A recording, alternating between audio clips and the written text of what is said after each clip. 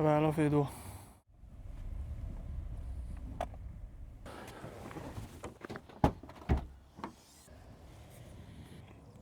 今天是2025年的6月27号啊。这条视频呢，我已经酝酿了得有差不多2个礼拜了。为什么酝酿了这么长时间呢？其实我觉得我一直整理不好我的情绪啊，因为这应该是这台 JDM 飞度最后一次和我录视频了。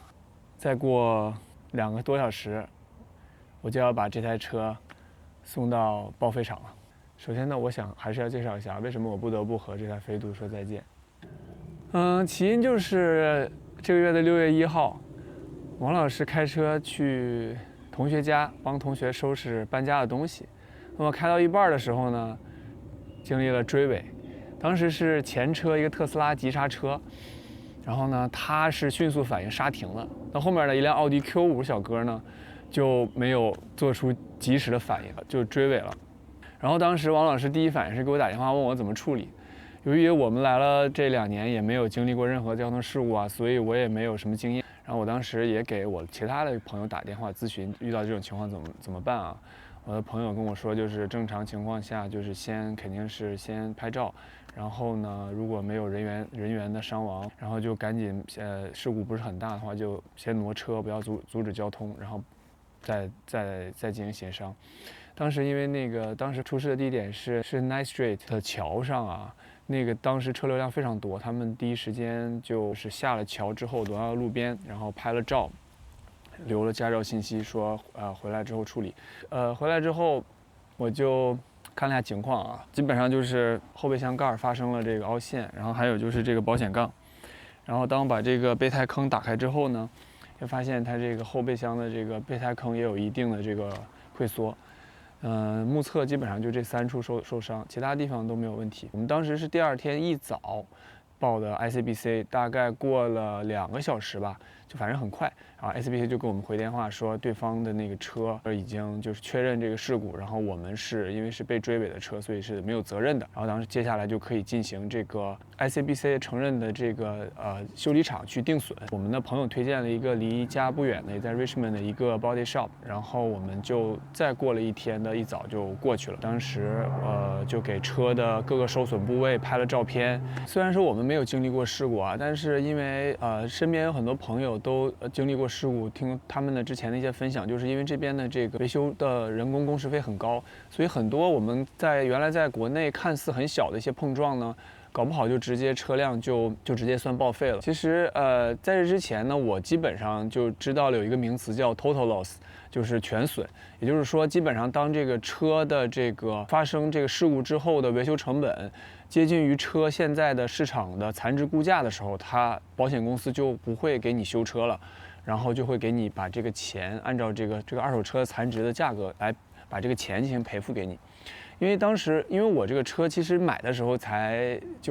我是花了7800加币买的，应该是就是一个小碰撞，随随便便花个4、5千、5、6千的这个维修成本是非常正常的。我自己估计就是一个后备箱门加一个保险杠，再加上这个后备箱这个坑，就是要进行这个钣金拉拽，就基本上我就抱着，我觉得这个车就是 total loss 要全损了。当时去定损的时候，跟这个定损的那个香港大叔一聊，他说这个你这个车是一个右舵车，然后配件呢应该也跟这边虽然说是飞度嘛，但是应该也有区别。反正他就觉得他也觉得有概率会 total loss。然后我们其实这个时候就已经开始做了很多关于这个 total loss 心理建设，对。然后当时定完损之后，我们就回来了，等了大概1周吧，然后那边也没有动静。我就中间打过1次电话，就是催这个保险公司。当时他说这个事故还在这个定损的这个流程还在进行当中，就在打完电话第2天，然后我就接到了这个维修厂的电话。维修厂电话的那个师傅就跟我说这个 ICBC 现在已经定损了，然后那个有一个问题，就是因为你这个车是 JDM 右舵。这个飞度的这个尾门和保险杠的样式和这个加拿大本地的这个样式有所区别，你能不能接受？就是这种外观的差别，这种维修方案。当时我其实说实话，我就觉得不是很能接受，因为毕竟你知道，就是玩 JDM 的这些车友，或者是我们喜欢这个日本车，主要还是想要这种原汁原味的这个 JDM 的这个感觉，并且我其实最大的疑虑还是因为我的这个车身结构还是有一些受损嘛，毕竟就是有些溃缩。然后我说那如果我不能接受，还有什么方案？他说保险公司之前在审理的评估这个案件的时候有考虑过 total loss， 但是他们根据这个车的评估，说就按照我的公里数和我的车况这个年份的飞度，如果是左舵车型的话，他们定的价格大概是市场残值大概在9000多加币，9400好像是。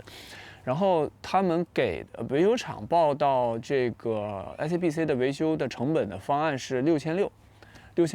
所以应该就是离这个9000的全损的这个车的残值还有一段距离，所以他们就没有给出 total loss。但是他们说你可以跟 ICBC 打电话问一下，他们看看是不是有其他方案。然后我想嘛，就是抱着这个学习的态度，然后我就给 ICBC 打电话，我说那我就是目前你们给的这个方案，维修方案就是换本土的配件，然后外观有差别，如果不接受的话，你们还有什么方案？保险公司给出了一个叫做 Alternative Settlement Payout 这么一个方案啊，也就是说叫做替代性赔偿方案。如果客户不满意就是现在的这个维修方案，并且这个又不符合 total loss 这个原则，就会给出替代性赔偿这个方案。然后我问了很多人，他们都没听说过啊，他们只知道有这个维修和 total loss 这两种。这个替代性赔偿方案就是说，他会按照你现在的这个维修的这个价值的定损，比如他定了6600，然后他就会把这些6600呢就直接打给你，然后你的车呢就会送到一个 ICBC 指定的一个报废厂，然后呢进行拍卖，拍卖之后剩下的这个拍卖出来的这个钱，然后再通过第二笔支票打给你。就是第一笔支票就是这个6600的维修费，第二笔支票就是它拍卖之后的这个残值。我们短暂思考了一下，也根据 ICBC 的这个以往的这个记录啊，当然他们好像他们没有查到有右舵的这个方案，基本上他们的这个拍卖的价格在200到1000多不等。我们想了想啊，其实因为考虑到我这个车2年前，2023年9月份买的时候是7800。然后开了不到2年，现在我查了一下 Facebook Market 上面残值大概也就不到7000块钱，说白了，保底我拿到6600，然后再加第二笔这个拍卖的赔偿应该在7000多，所以基本上也是这个钱。那如果我选择去维修，那么维修之后呢，我的车也卖不到这个价，就是大家明白我意思吗？就是如果我选择现在去按照这个方案去维修，它已经是个事故车了，那如果我在市场上去卖，我肯定是卖不到7000块钱的。所以呢，也就是在现在也就是在大概2个小时之后，我就要把这台车送到报废厂。送到报废厂之后，我就会给保险公司发邮件，告诉他我已经把车送过去了。这个时候我会拆掉牌照，然后去退保险，然后等着他们给我打这个第一张支票的6600的这个维修的这个费用。大概在2到4周，他们说会把拍卖之后会把这个剩下的价值再以第二张支票的这个方式打给我。好，事故的这个大概经历介绍完了，我只是想尽量简短的把这个事情带过，给大家一个对于这个事故的大概的参考。当然，我主要想通过这个视频来抒发一下我对这个飞度车型的一个情感。这台车不是我的第一台飞度啊，我的第一台飞度是2021年11月份，我们在青岛的时候，王老师家里的一个好朋友，当时有一台2005年的25万公里的1代飞度 GD1 1.3 CVT， 当时那台车就是他们已经不要了，然后放在地库里已经停了很长时间了。我们正想着说把那台车处理掉，正好我们得知这个消息，我们一直就想要一台小飞度。那个车当时真的是我所经手的车里头成色最差，然后真的可以用战损来形容的一台车，就像垃圾堆里捡出来的，然后整个的那个车无论是内饰还是外观都一塌糊涂，然后这个外观这个漆就已经基本全爆皮了，然后内饰呢就是好在它当时用了座套和铺了地胶，所以呢就等于是把这个地胶和座套拆掉之后还可以。然后那个机械部分呢，就是这个车升起架子来之后，就底盘漏油漏得一塌糊涂，就感觉这个车好像基本上除了开，基本不保养。当时我第一次打火的时候，记得这个车当时这个就是怠速非常不稳，就是那个变速箱抖得一塌糊涂。据说这个车也已经换过一次变速箱了，这已经是第2台变速箱了。然后我就记得当时我开到停车朋友的修理厂去保养的时候，那个机油放油螺丝拧开之后放出来的机油可能都不到1升，就特别的狠，然后就这样还能跑。后面我们把那台车就整个进行了一个翻新，然后就是贴了膜，换了4个新的轮毂，然后装了行李架，就整个外观内饰整了一遍，换了变速箱油，反正这些乱七八糟的。基本上那台车陪伴了我们从2021年的11月份一直到我们来温哥华的2023年的3月份，我们把它就陪伴了我们最后的青岛这段时光，还是挺美好的。然后来了加拿大之后，本来这个就能提到一个所谓 dream car 的问题了，就是我们当时有一个，就是我自己来说有一个信念，在国内我有一台那个3代的2013年的3代普锐斯，3代之后4代那国内就没上了。我当时还说，如果我来了北美之后，我就一定要这个买一台普锐斯。那我们刚登陆的时候去看丰田塞纳的时候，当时在那个Toyota 的那个二手车也有一台2018年的这个4代的这个普锐斯，当时那个车价好像是2万8，不算税。然后我的塞纳是23999，就2万4嘛，还就是比那个贵。而且当时我们情况是，因为刚来就考虑到要搬家搬东西什么的，所以还是得买一个 minivan， 所以就当时那台车就错过了。等着，然后我们当9月份之后呢，王老师要这个开学要去上学了，所以就我们必须得要2台车。那个时候就是已经待了2个月之后呢，又觉得要再让我花2万8买一台车，我就有点不舍得了，所以就打开了这个，当时那个时候就开始看 Facebook Market。反正我觉得现在真的就是这个车什么的，所谓 dream car 什么的，真的，就是一种缘分。你真的没办法控制很多东西的来和走。就像这台车来的时候，就是 Facebook Market 上我一搜，就搜到了有一台这个，其实它不是第一选择，当时有另外一台，然后我先联系的是就在 Richmond 有一台，然后那个车写的是忘了，里程数好像比这个高。然后我约的那个大哥看车，那个大哥他说他不在，这台车就是07年10月份，也就是第一批 JDM 版的这个2代飞度。因为全球的这个2代飞度是在09年上市的，就是日本区域的是这个07年10月份第一批 1.3 的G16嘛，1.3 CVT。但是我看的时候是5万公里，5万多公里，我就很好奇，因为我刚开始接触 JDM， 就是这些温哥华这右舵车，我就很怀疑，我说这个不能调表吧？一个10多年的车，然后只有5万公里，我就表示怀疑不信，然后我就约了这个看车。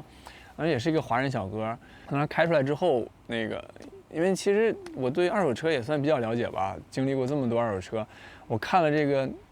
内饰之后，我就相信这台车确实也就是5万公里。对，整个这个打开机舱啊，就是再看这发动机，包括蹲下去又看了看底盘，就我相信的这个车，然后又经过了一个简短的一个试驾，走了几个减速带什么的，就确实是就应该就是一个5万多公里的车。当时好像没犹豫，直接就跟他谈价格，他好像是要8200还是几，然后后来还了一下价，就给我到7800。当时我就直接拍板了，然后去银行取钱，取现金给他的，然后就去这个 ICBC， 也就是这个保险公司，然后就去过户保险，就等于是就拿车牌，反正都在 ICBC 这边，就是在这个 ICBC 这个机构一站式全都办了。然后当天我就开上了我的第2台的飞度。我还记得当时的时间就是2023年的9月11号，911，差3个月，不到2年。在这段时间里，他充当着王老师上下学的一个通勤的交通工具，可以说是他很好的完成了他的使命。现在距离王老师毕业呢，暑假回来之后可能还有2、3个月，但是他已经基本上很好的完成了他的任务。就是我用他拍了几支维修保养的视频，就奠定了我这个维修保养区博主的这么一个地位。除了我自己保养以外，还有就是找外面当时空调不良，然后加了冷媒解决，120加币，然后还有就是换了刹车片。就没有问题了。潜在的问题是启动机异响，这个是我们拿到之后，天气一冷的时候，就是打火的时候会有一个冷启动的时候会有一个启动机的一个异响，这个基本上算是本田的通病。我当时还从国内买了一个启动机，海运过来，留着备用，就等着它什么时候趴窝了，我就给它换上。然后前段时间我就是还没出这个事故之前，我就给它二手出了，我觉得可能没想到冥冥之中，对。还有就是电瓶。吐槽的点就是它的这个原厂 GDM 这个电瓶特别小，基本上就经常只要你熄火之后不拔钥匙，就是或者收音机稍微开一会儿，或者灯不关，大概5分钟10分钟就没电了。对，最早经历这个是王老师在等 ferry 的时候去，就是等轮渡，然后就在那儿听歌，然后没电了，然后发动不了了。然后我解决这个我这电瓶一直想换啊，就没换。但是我解决的方法就是从国内买了一个这个应急启动电源，很小的，然后就放在车里面。然后王老师现在对于接电这件事儿已经非常的这个轻车熟路啊，就是特别快就能接好。对，其他的就没有任何问题。然后说到这儿呢，就是当时我记得我在录第一个维修保养视频的时候，我就想录一个介绍一下这台车，就是基于我的了解，跟这个北美版和这个大陆版的这个就是左舵版本的这个一些区别，还有一些小的这些我喜欢的一些点。当时好像录了之后，那个视频好像就很奇怪，就没法融入到维修保养的这个项目里面，所以我当时就没有剪。然后正好最后就借着这一次，我还是想把这个就算是留作一个纪念，我想把这些点跟大家分享一下。这车呢，日版呢就是会有一个就是反光的小灯，然后这是一个14寸的轮毂盖，LED 大灯，应该原厂 LED， 对，没有日间行车灯。进来之后，这个方向盘套呢，是我买的时候他就给包了，也挺好的。但我也不知道是不是原厂就包啊，就是反正买来的时候就有。现在看一下现在的里程啊，现在是平均油耗现在跑到了17升每千米，就换算差来差不多6点几啊，还是挺好的。然后78000公里，买的时候是5万多。想说一下就是这个车机呢，这个就是没有蓝牙，而且这个东西很奇怪。它呢，就是这个 GPS 呢，就是定不到这个位置，就是时间也调不了啊。那现在先说一下这个吧。它这个也是当时来的时候就安了一个行车记录仪，然后这个记录仪呢是个1080P 的，然后我也不知道怎么用，就是有的时候反正就聊胜于无吧，就现在也不知道。对，有的时候带路，有的时候是停车显示什么的。这个时间呢，应该也是日本。这个它有收音机，对，然后这个 CD 呢 ，CD 还挺好的。它这个屏幕是个这样的，哎，看，然后把它放进去。这个音质还是不错的，我觉得比我在国内开的这个飞度还是要好的。对，然后我的解决方案没有蓝牙呢，我就用了一个这个 AUX 转蓝牙的这么一个东西啊，就这个东西。好，再说一下这个从2代飞度之后，我认为这个飞度的精髓设计就是这个杯架啊，这个出风口这个杯架简直绝了。还有一点呢，就是我觉得挺颠覆我对之前的这个车的认知的，就是因为这个车是个最低配，对，当时最低配标配了自动空调。当然，好像据我了解啊，除了第一批的这个最低配是自动空调，之后的款到08、09之后，这个空调就变成了手动空调。对，但其实这个影响不大啊，这个无所谓。啊，还有一点就是最低配呢，它也是这个标配了这个后视镜的折叠。这个也是我们之前比如在国内的这种低配车型不会见到的这种配置啊。这个机舱里面其实没啥介绍的，保养的什么的也都做过了，空滤和机油滤芯和国内都一样，就是吐槽的还是这个电瓶啊。这个电瓶的型号呢是，然后你看这个位置，它其实还有空档，大家能看到吗？就如果换的话，可以换一个151R，就是北美的型号尺寸啊，就应该是可以放进去的这个位置。然后还有就是这个车架号。日本的这个车架号呢是跟这个北美和中国这个 Win 码不一样，它是这样的，就是这种。接下来就是这个车的一个特点了。这个车呢是没有备胎的，看到了吗？这是没有备胎的，它底下这个就是一个可以变成一个储物空间，然后它就配了这个充气泵和补胎液。对，这儿有一个本田的一个充气泵，还有就是这个补胎液啊。对，魔术座椅的话，就是好像 JDM 的车型全系都是魔术座椅吧，也没有不是的。如果本田的这个飞度没有魔术座椅，就少了这个车的精髓。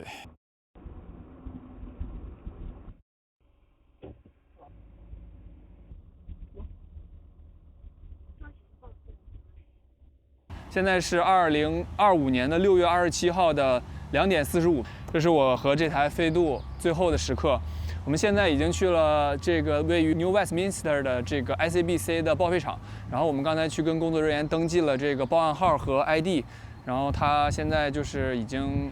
就是 check in 完了，等于是我们现在只要把这个车放在这个 custom parking， 然后我现在要把车上的所有东西清空，拆掉牌照 ，done。好，我们现在就把东西收一下。这个蓝牙，这个是王老师，你用了几次这个7、8次了。7、8次，回本了。国内带回来的应急启动器，有一些钱。你在干嘛喝？我拍一张。再来一个。你这个最后在这个车里留影，真的是过分。这里面还有这个 paperwork， 就是这个车的。我觉得下一任车主谁如果拿到这台车，真的是命好。最后看一下后备箱，我们现在要把这个牌照拆下来。顺便介绍一下 JDM 的这个螺丝和这个加拿大这个螺丝是不通用的接口，就只能上一个，另外一个口就是没有的。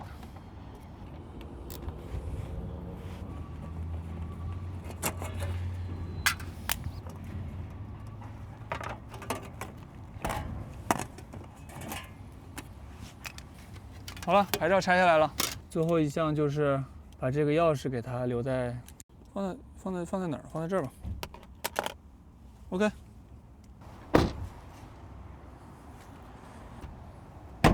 拜拜了，飞度。今天是北京时间2025年的7月11号啊，我现在在韩国仁川机场转机回中国。然后刚才我下飞机的时候呢，手机弹出一件通知。我的这个飞度的第2笔的这个拍卖赔付款到账了675。其实我在2天前 ICBC 的这个服务专员就给我发邮件告诉我的这个飞度已经拍卖掉了，说那个时候他就已经安排付款，就是我没想到这么快就到账了。车的第1笔赔款就是我的那个维修费的6615的那个款项是7月2号就已经到账了。当时我是6月27号那天把车送到报废厂，然后6月30号周一的时候给这个服务专员发邮件告诉他们我这个车送过去了，他当天下午就安排付款，然后也就是说过了其实就等了差不多24小时吧，银行就到账了。那么整个这个赔付的流程还是非常的顺畅的，整个过程为期1个多月，也算是体验了一下在加拿大的这个整个的这个保险理赔的这么一个售后流程。这次赔付呢，总共的金额一共是7290块，那么基本上也是我这个飞度的现在的市价吧，基本上1个月就等于差不多50块，那还是相当的这个回本的。我就祝福这个可以以675如此划算价格拍到这台车的修理厂的经手人，可以好好的善待这台飞度，把它好好的修好，好吧？那我接下来就开始在国内过一个暑假，然后也期待一下我的下一台车。好，拜拜。